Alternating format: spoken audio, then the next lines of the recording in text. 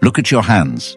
Look at your life. You are exhausted, aren't you? Not physically, soul exhausted. You have done everything right. You followed the script. You were kind when they were cruel. You were generous when they were greedy. You stayed silent when you should have screamed. You told yourself that being the bigger person would eventually pay off, that the universe keeps score, that if you just gave enough of yourself, the world would finally give something back. But it didn't. In fact, the opposite happened. The more you gave, the more they took. The more you forgave, the more they offended. You are not respected, you are used. You are not a priority, you are an option. And deep down, in the quiet corners of your mind where you don't like to look, you know exactly why. You have mistaken weakness for virtue. Robert Greene, a man widely known for his understanding of power and human behavior, revealed truths that most people avoid. He showed that in a world of wolves, the man who plays the sheep doesn't get rewarded, he gets eaten. Today, we are going to perform a surgery on your personality. It will be painful. It will require you to kill the version of yourself that seeks approval. But I promise you this, by the end of this video, you will understand why your goodness is actually your greatest liability, and you will learn how to transform it from a chain that binds you into a weapon that serves you. But first, you must admit that the way you are living is not working. You are bleeding out, and no one is coming to save you. Let's begin. Question for you. Have you ever felt like your kindness is being taken for granted? Comment below yes or no, be honest. Here is the brutal truth about human nature. We do not attack what is strong, we attack what is safe to attack. When you are relentlessly good, when you are always agreeable, always available, always forgiving, you are not signaling virtue. You are signaling safety. You are broadcasting a frequency that predators pick up on immediately. You are telling the world there is no cost to hurting me. Think about the people in your life who get the most respect. Are they the nicest? Are they the ones who apologize for taking up space? No. The people who command respect are the ones who have boundaries. The ones who are capable of saying no without an explanation. The ones who, if crossed, will make you regret it. Robert Greene famously said, "A man who wants to act virtuously in every way necessarily comes to grief among so many who are not virtuous." This isn't cynicism, it's mechanics. If you walk into a cage of hyenas and offer them your hand, they will not shake it. They will tear it off. And it's not because they are evil, it's because they are hungry and you made yourself food. You have likely convinced yourself that your lack of boundaries is a sign of your moral superiority. You tell yourself, "I don't fight back because I am peaceful." Wrong. You don't fight back because you are harmless. And there is a massive difference between being peaceful and being harmless. A harmless man is not capable of violence, so his peace is not a choice. It is a lack of options. A peaceful man is a monster who keeps his sword sheathed. He could destroy you. He chooses not to. That is virtue. That is power. If you cannot be dangerous, you cannot be good. You are just weak. Let's talk economics, not money. The economics of you. The fundamental law of value is scarcity. Gold is valuable because it is rare. Air is vital, but it's free because it's everywhere. What happens when you are always available? What happens when you answer the text in 3 seconds? What happens when you drop your own priorities to fix someone else's mistake? What happens when your yes is automatic? You flood the market with your presence. You cause hyperinflation of your own value. When you are always there, people stop seeing you as a gift. They start seeing you as a utility like running water or electricity. You only notice the electricity when it goes off. As long as it works, you don't thank the outlet. You just plug in and drain it. You have become the outlet. Robert Greene understood that a leader, or any person of power, must maintain a certain distance. Contempt, he noted, is the thing most to be avoided. And nothing breeds contempt faster than familiarity without boundaries. By being good all the time, you have made your kindness cheap. You give it to people who haven't earned it. You give it to people who disrespect you. You give it to people who give nothing back. And because it costs them nothing to get your help, they value your help at exactly the price they paid. 0.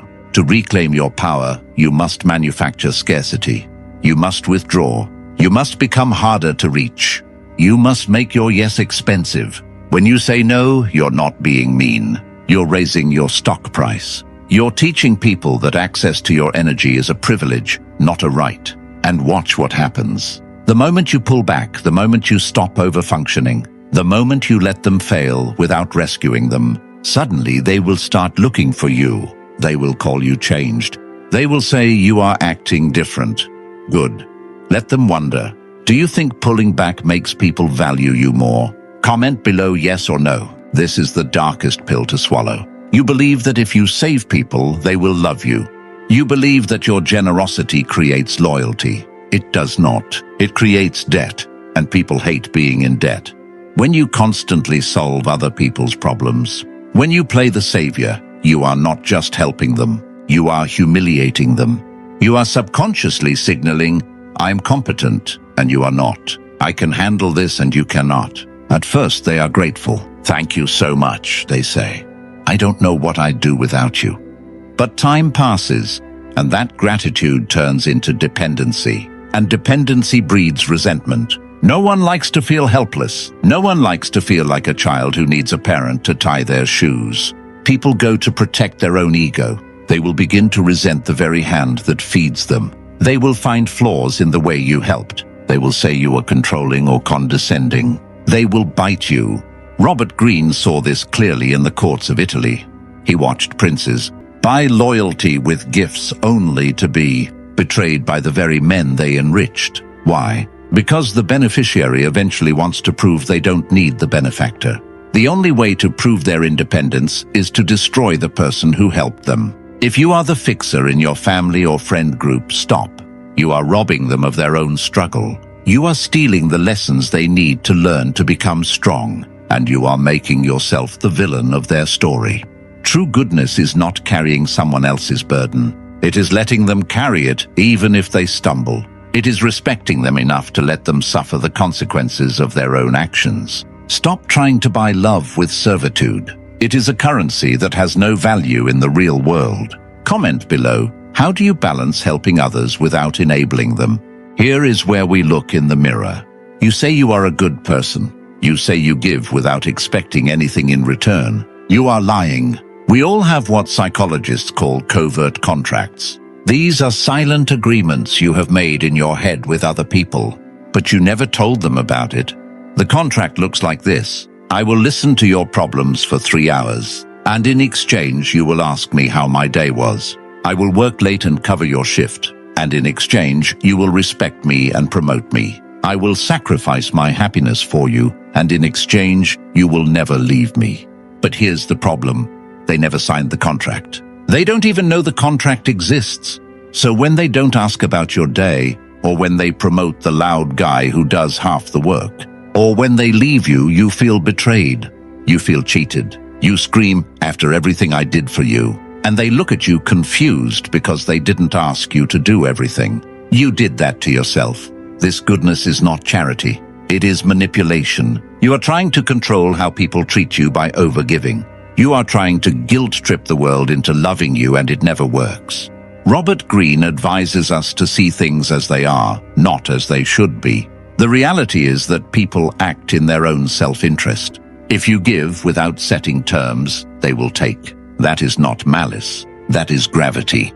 Tear up the covert contracts. If you do something, do it because you genuinely want to, with zero expectation of a return. If you cannot do that, don't do it. If you want something, ask for it. If you have a price, name it. I can help you with this project, but I need you to handle the client meeting. I can listen for 10 minutes, but then I need to get back to work. Clear terms, no hidden debts, no silent resentment. This is how a strategic person operates. This is how you stop being a victim of your own expectations. Have you ever felt like you were doing things for others with unspoken expectations? Comment below, how can we set clear boundaries without feeling guilty?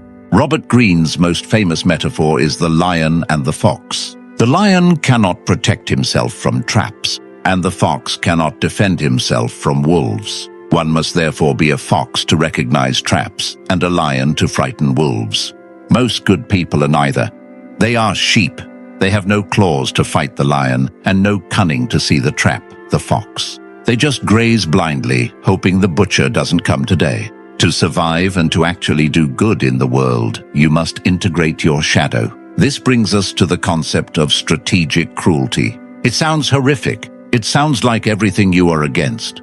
But listen closely. Sometimes the kindest thing you can do is to be cruel. If a surgeon cuts you open with a knife, is he attacking you?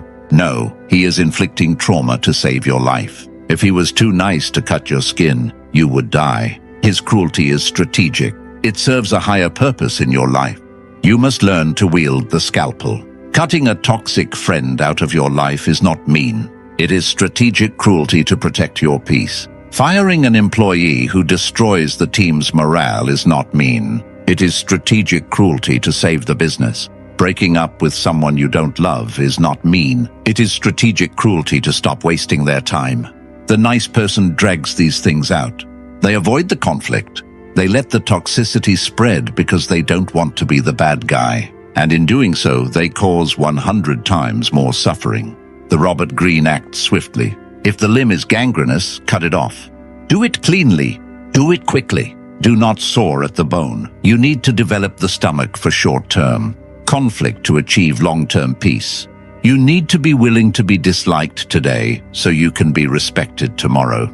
Have you ever had to make a tough decision for the greater good, even if it meant being seen as cruel? Comment below, what did you learn from that experience? Society conditions you to be a sheep because sheep are easy to control. You've heard the messages since childhood. Turn the other cheek. Don't rock the boat. Be a good boy. Be a nice girl. Who benefits from that programming? Not you. Your boss benefits. Your government benefits. The marketers benefit. The toxic family members benefit. They need you to be compliant. They need you to be afraid of asserting yourself. They weaponize your own morality against you. When you try to set a boundary, what do they say? Oh, so you're too good for us now. You've changed. I thought you were a kind person. That is a trap. That is them using your desire to be good as a leash to pull you back into submission. Robert Greene wrote, "Everyone sees what you appear to be. Few experience what you really are." He taught that you should appear virtuous. Yes, maintain the social graces. Be polite, smile, but do not let the mask become your face. Behind the smile, you must be calculating. Behind the politeness, you must be observing. You must learn to dissociate from the label of good person. It is a cage. If someone calls you selfish for protecting your time, agree with them. Yes, I am being selfish with my time right now. If someone calls you cold for not reacting to their drama, look at them and say nothing. Do not defend your character to people who are committed to misunderstanding you. The moment you start explaining, "No, I'm really a nice person," you have lost. You've handed them the power to judge you. Take the gavel out of their hands. Judge yourself. Have you ever had to defend your character when someone misunderstood your actions? Comment below, how do you handle being misunderstood? Let's talk about the physics of goodness. Energy is finite. You wake up with a certain amount of fuel in the tank. Every interaction, every decision, every favor, every emotional reaction burns fuel. The problem with the pathological good person is that they have a hole in their tank. They leak energy everywhere. They worry about what the barista thinks. They worry about an email they sent 3 days ago. They take on the emotional weight of their partner's bad mood. By 2 p.m. they are empty. They are running on fumes. And who gets the worst version of you? The people who actually matter. You give your best energy to strangers and co-workers. And you come home to your spouse and children exhausted, irritable, and hollow. You snap at the people you love because you spent all your patience on people you don't even like. Is that good? Is that virtue? No, it is negligence. You are neglecting your primary duties to service secondary characters. To be truly good, to be a pillar for your family, a leader for your community, a creator of value, you must be ruthlessly selfish with your energy. You must hoard it, guard it like a dragon guards gold. You must learn the power of the strategic no. Every time you say no to something that doesn't matter, you are saying yes to something that does. No to the draining happy hour is yes to the gym. No to the favor is yes to your project. No to the drama is yes to your peace. Robert Greene advised the prince to be stingy with his own money so that he wouldn't have to rob his subjects later. Be stingy with your energy now so you don't rob your loved ones of your presence later. How do you protect your energy from draining situations or people? Comment below, what's your strategy for saying no? So, how do we fix this? How do we stop being the victim without becoming the villain? We move from blind goodness to strategic goodness. Blind goodness is naive. It gives because it feels it has to. It has no boundaries. It is based on fear, fear of rejection, fear of conflict. Strategic goodness is a choice. It gives because it decides to. It has iron walls. It is based on strength. Here is your new operating system. Trust actions, never words. Robert Greene knew that men are liars. Stop listening to what people say they will do. Look at what they have done. Patterns never lie. Make them earn it. Stop giving the VIP treatment to general admission people. Let people prove their loyalty before you give them your vulnerability. Weaponize silence. When someone disrespects you, do not argue. Do not explain. Silence is an amplifier. It makes them sit in the discomfort of their own behavior. Be willing to walk away. The person who is most willing to walk away holds all the power in the negotiation. If you need them, they own you. If you choose them, you own yourself. Have you ever used silence as a strategy to assert power in a situation? Comment below, how do you use silence to your advantage? This path is not easy. When you start setting boundaries, people will get angry. They will try to shame you back into the box. They will tell you that you've become arrogant. Let them. Their anger is not a sign that you are doing something wrong. It is a sign that you are finally doing something right. You are breaking the pattern. You are disrupting the system that fed on you. You will feel guilty. Your old programming will scream at you. Fix it, apologize, smooth it over. Do not listen. Sit in the fire. Let the guilt burn. It is just the weakness leaving your body.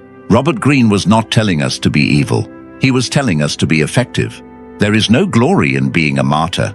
There is no award for being the person who endured the most disrespect. The graveyard is full of nice people who never lived their own lives because they were too busy living for everyone else. The cost of being a good person by society's definition is your self-respect. It is your potential.